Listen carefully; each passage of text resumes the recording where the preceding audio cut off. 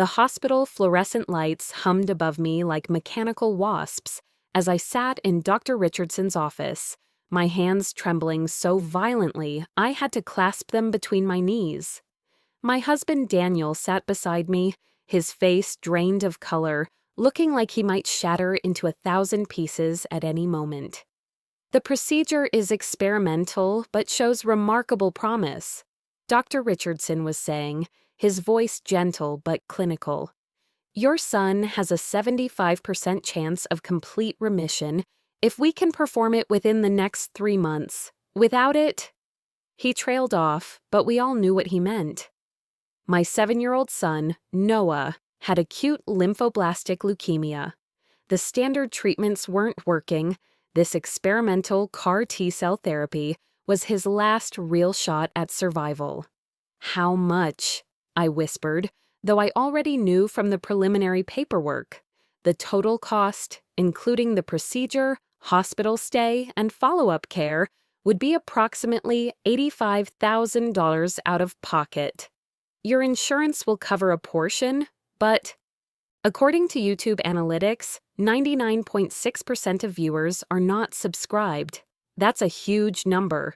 By subscribing the channel that is completely free, you'll help support the channel and never miss fresh content. $85,000. It might as well have been $8 million.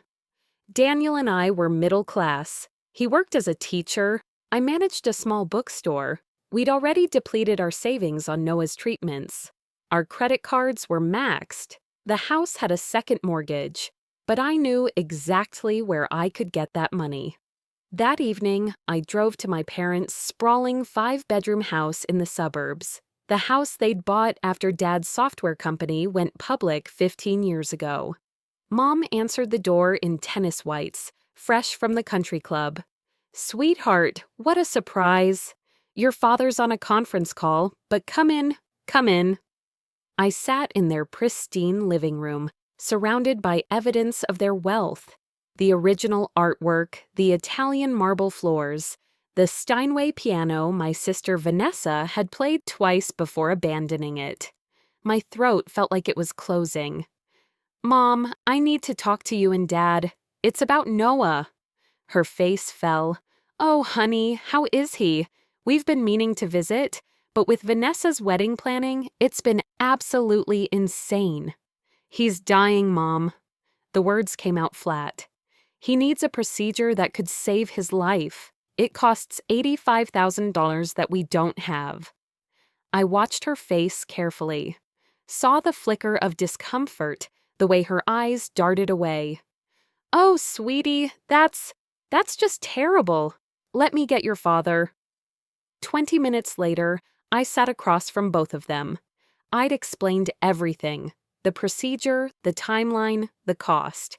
The silence that followed felt like drowning. Finally, Dad cleared his throat. "Claire, you know we'd love to help, but our money is all tied up right now. The market's been volatile and we've made certain commitments." "Vanessa's wedding," I said quietly. Mom jumped in quickly. "It's not just the wedding. There's the country club membership, the timeshare in Aspen, your father's boat." "How much are you spending on Vanessa's wedding?" Another silence. Mom and Dad exchanged glances. "That's not really relevant," Dad said. "How much?" "Around $230,000, Mom admitted, her voice barely audible. "But Claire, you have to understand, we promised Vanessa. She's been planning this for 2 years. The deposits are non-refundable. The Ashworth Country Club, the dress from Vera Wang, the destination rehearsal dinner in Napa." I couldn't breathe. The room tilted. "You're spending $230,000 on a party," I whispered, "while your grandson dies." "That's not fair," Dad said sharply. "This is Vanessa's special day. It only happens once. We can't just cancel everything. Do you know how many people are invited? The embarrassment? And legally, we'd lose most of the deposits anyway." "Noah might not get another birthday," I said, and my voice broke. "He's 7 years old." Mom was crying now. "Sweetheart, We can maybe give you 10,000. We can try to take out another loan. You're already saying no. I stood up, my whole body shaking. You're choosing a party over your grandson's life. I want to make sure I'm understanding this correctly. Claire, don't be dramatic, Dad said. There must be other options. Fundraisers, medical loans, charity programs. I came to my parents first, I said, because I thought family mattered. I thought your grandson's life would matter more than champagne fountains and ice sculptures and whatever the hell else Vanessa needs for her perfect day. I left before they could say anything else. Over the next month, Daniel and I did everything. We started a GoFundMe that raised $12,000. We applied for grants and got denied. We took out predatory loans with interest rates that would cripple us for decades. We sold everything we owned of value. My wedding ring went for $3,000. Daniel's grandfather's watch brought in $1,300. We scraped together $63,000. We were still $22,000 short, with 3 weeks until Noah's window closed. Meanwhile, Vanessa's wedding preparations continued in full spectacle. I saw the updates on social media, the bridal shower with champagne towers and a harpist, the bachelorette trip to Miami, the engagement photos shot in a literal castle. And Mom kept calling, trying to smooth things over. Claire, honey, I know you're upset, but try to understand. This is Vanessa's dream wedding. She's wanted this since she was a little girl. And your father and I made promises. We're giving you the $10,000. Isn't that something? $10,000. Less than 5% of what they were spending on Vanessa. I stopped answering their calls. 2 weeks before Noah's deadline, I was at the hospital with him when Vanessa texted me, Claire, I know things are tense, but you're still my MOH, right? Final dress fitting tomorrow at 2? Maid of honor. She still expected me to stand up at her wedding and smile while my son died because my family chose her party over his life. I stared at that text for a long time, and something inside me, something that had been bending and bending under the weight of grief and desperation and rage, finally snapped. I wasn't going to beg anymore. I was going to make them understand exactly what they'd done. I texted back, I'll be there. The next day, I went to the dress fitting. I smiled. I complimented Vanessa's dress. I took photos with the bridesmaids.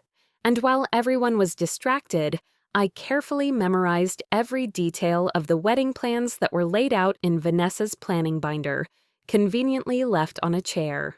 Then I went home and made a list. I had 2 weeks until Vanessa's wedding, which was exactly 1 day before Noah's procedure window closed. The irony wasn't lost on me. I could spend that final week desperately trying to scrape together the last $22,000, or I could spend it making sure my family never forgot what they'd chosen. I chose the latter. I started small. I created a wedding website, a real one, on a domain similar to Vanessa's actual wedding website, but with 1 letter different. I made it look identical, but changed key details. The ceremony time was now 2 hours earlier. The reception venue address was for a similar-sounding location across town. The dress code changed from black tie to creative black tie. Costumes encouraged. Then I made sure this fake website ranked higher in search results than the real one. A few $100s in Google Ads, carefully targeted to anyone who might be searching for Vanessa Hartford wedding. I made anonymous calls to the country club, claiming to be from the wedding party, asking to change the menu to strictly vegan and gluten-free. I confirmed these changes in emails from a spoofed address that looked like it came from Mom. I contacted the wedding photographer with a concerned message from a fake bridesmaid account, explaining that Vanessa had actually requested dramatic, artistic black and white film instead of digital color photos. Very vintage, very moody. The photographer, eager to please, confirmed the change. I called the florist and modified the order to funeral lilies instead of roses. The bride had a change of heart, I explained. She wants something more meaningful. Her grandfather just passed. The florist was very understanding.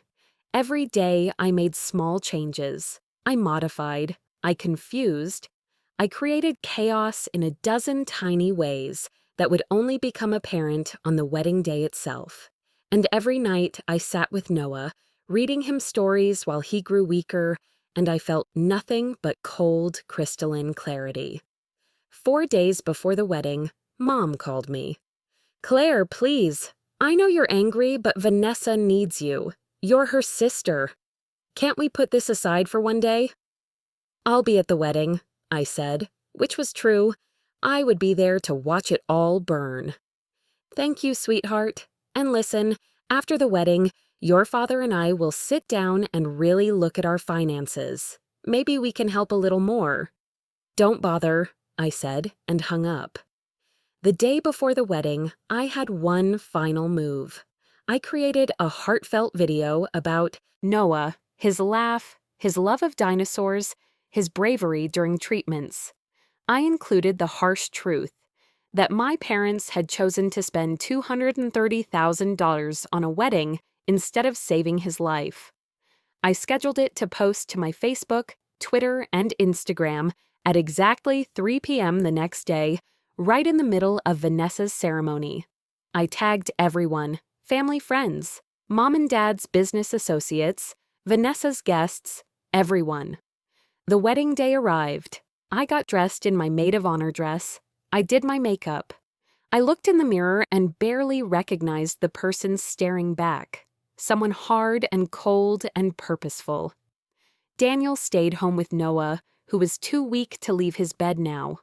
We had 5 days left in his treatment window. 5 days, and we were still $22,000 short. I arrived at the Ashworth Country Club at noon. Chaos had already begun. Half the guests had shown up at 11 a.m. because of my fake website, when nothing was ready. They were confused and angry. The other half was trickling in, wearing bizarre costumes. Someone had come as a vampire, someone else in a Renaissance fair outfit, because they'd seen the creative black tie instruction. The photographer was shooting everything in moody black and white, despite Vanessa's increasingly frantic protests. The flowers had arrived, hundreds of lilies, beautiful and somber, and absolutely wrong for a wedding. They looked like a funeral.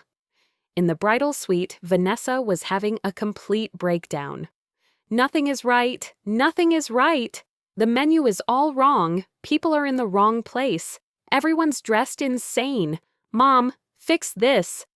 Mom was on her phone, frantically calling vendors, trying to understand what had happened. Dad was red-faced, yelling at the country club manager. I stood in the corner, silent, watching it all unfold. At 2:45, Vanessa turned to me with wild eyes. "Claire, you need to help me, please. You're my sister." "I'm sorry," I said quietly. "I'm busy saving up for a funeral." Her face went white. "What?"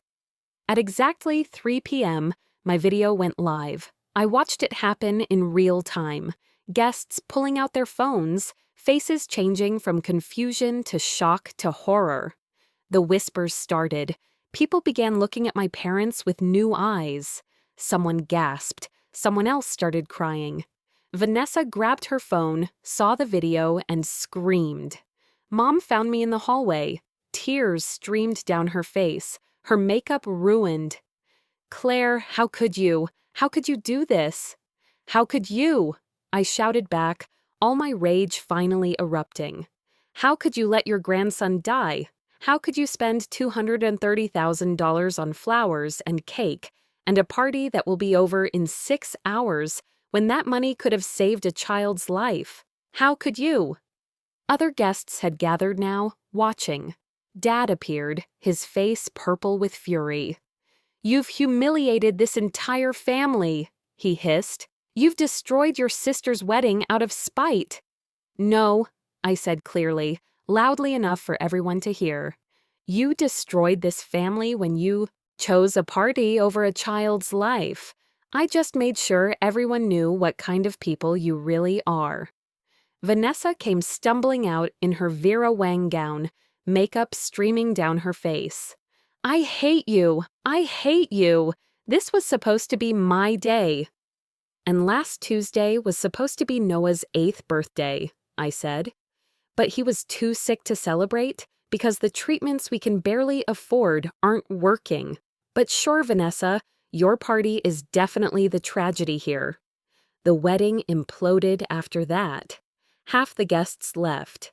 The ceremony happened, but it was a disaster. People crying, whispering, the photographer still shooting in black and white, the vegan menu leaving everyone hungry and angry. The reception was a ghost town. I left after an hour. I'd seen enough. I drove home expecting to feel triumphant. Instead, I just felt hollow.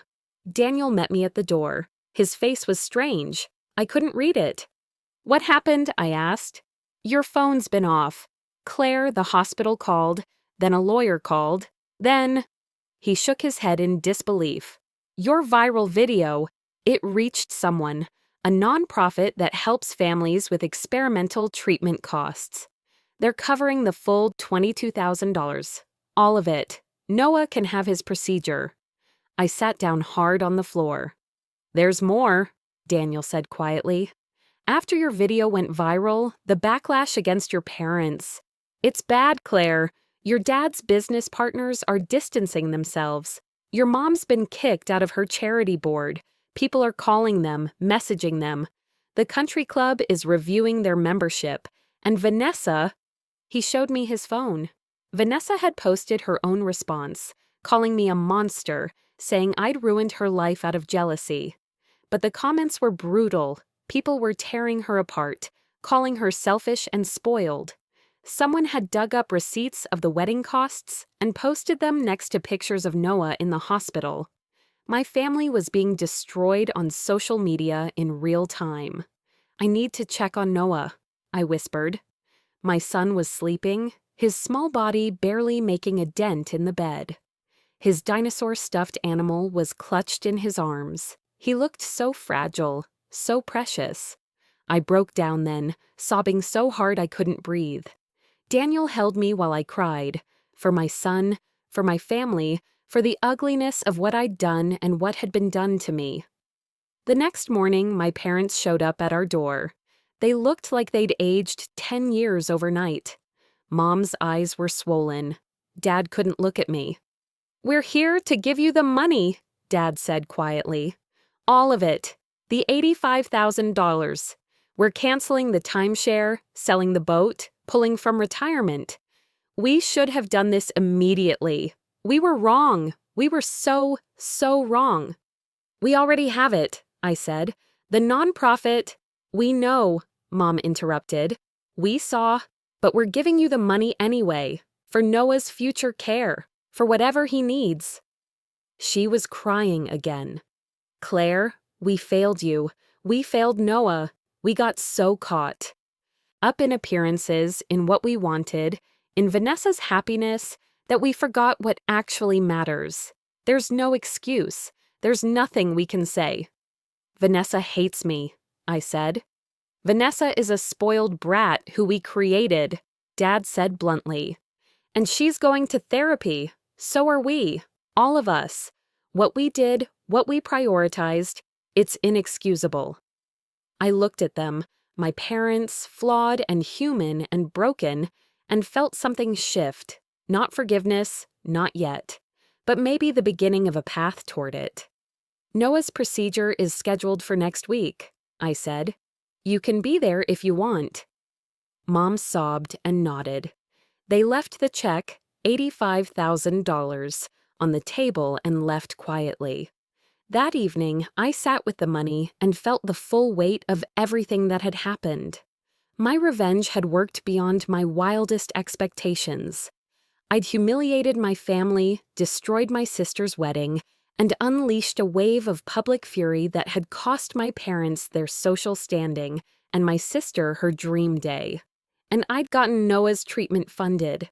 But the cost was more than money.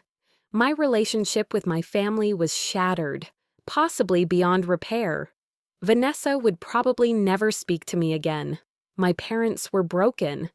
And I discovered I was capable of methodical, calculated cruelty when pushed far enough. I thought I'd feel satisfied. I thought revenge would taste sweet. Instead, it tasted like ashes. Noah's procedure happened 2 weeks later. My parents were there, keeping their distance but present. Vanessa didn't come. The treatment worked. After 3 months, Noah was in remission. After 6 months, the doctors were cautiously optimistic. After a year, they called it a miracle. My son lived, and I had to figure out how to live with what I'd done to save him. Mom and I started having coffee once a month. Careful conversations, rebuilding something from the rubble. Dad sent money for Noah's follow-up care without being asked. They were trying. Vanessa and I didn't speak for 18 months. When we finally did, it was awkward and painful. She admitted she'd been selfish. I admitted I'd been cruel. We weren't close anymore. Maybe we never would be again. But Noah lived. He celebrated his 9th birthday with a dinosaur-themed party, his 10th with a science lab party, his 11th at a trampoline park, jumping and laughing with the energy only kids have, his illness just a fading nightmare. Sometimes, late at night, I wondered if I'd do it all again. If I'd destroy that wedding, humiliate my family, unleash that social media storm. And every time, watching Noah sleep peacefully, his chest rising and falling with healthy breaths, I knew the answer. I would burn the whole world down for my child. I just wished I hadn't had to.